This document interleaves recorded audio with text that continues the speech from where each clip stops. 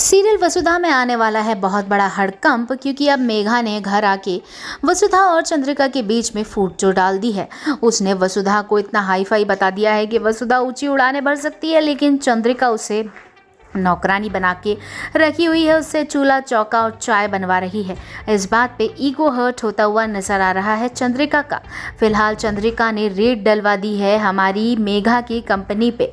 Megha band बज चुकी है मेघा की। जैसे ही उसके पास उसके मैनेजर्स का फ़ोन आता है तो वो डर जाती है और वो समझ जाती है कि चंद्रिका ने अपने ईगो में आके ये कांड किया है, और चंद्रिका ने उसे अपने घर से भगा भी दिया और मोहलत दी है 24 घंटे की, कि अगर 24 घंटे में वो आके उससे माफ़ी नहीं मांगती तो वो अपनी कार्रवाई को आगे बढ़ाएगी, नहीं तो अगर माफ़ी मांग ली तो अपनी कार्रवाई यहीं पे रोक देगी। चली जाती है मेघा। लेकिन दूसरे दिन जब सभी लोग चाय पे बैठते हैं तभी मेघा की एंट्री होती हुई नजर आती है, और मेघा माफ़ी मांगने वाली है चंद्रिका से। वो छोटी मोटी माफ़ी नहीं मांगेगी, जिस तरीके से वो माफ़ी मांगेगी एक बार फिर जीत लेगी वो चंद्रिका का दिल। वो चंद्रिका के पैरों में गिर उसका पैर पकड़ के अपने माथा टच करके उसको माफ़ी मांगती हुई नजर आएगी, बार बार उसके माथे पे अपना सर रगड़ती हुई नजर आएगी। इस बात से चंद्रिका काफ़ी ज़्यादा खुश हो जाएगी, उसका ईगो मसाज हो जाएगा। वो इतनी खुश हो जाएगी कि वापस से मेघा को अपनी कंपनी में एज एन आर्किटेक्ट हायर कर लेगी, और खुशी में वसुधा को भी कह देगी कि तुम टेंशन मत लो, तुम हमारे घर पे ऐसे ही काम करोगी तुम्हारी इच्छा अनुसार, और तुम ही हो सत्व की ब्रांड एम्बेसडर। तुमको हमने सत्व से नहीं हटाया है, सब कुछ वापस बैक टू ट्रैक आ चुका है। लेकिन अब देव और मेघा की शादी की बातें चलती हुई नजर आएंगी, क्योंकि चंद्रिका ने ऐलान कर दिया है कि उसे मेघा ही चाहिए अपने बड़ी बहू के रूप में, यानी देव की पत्नी के रूप में।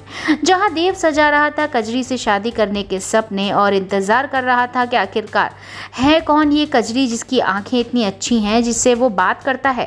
वसुधा ने वादा भी किया था, लेकिन वसुधा वो वादा किस दिन पूरा करेगी, चलिए बताते हैं आपको।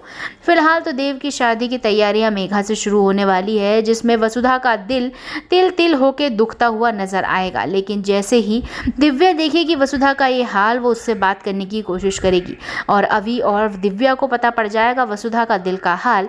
और वो जैसे ही कजरी की बात जानेंगे तो दिव्या तो कह देगी कि कजरी तो तुम्हारी ही आंखें हैं वसुधा। वसुधा हैरान हो उठती है।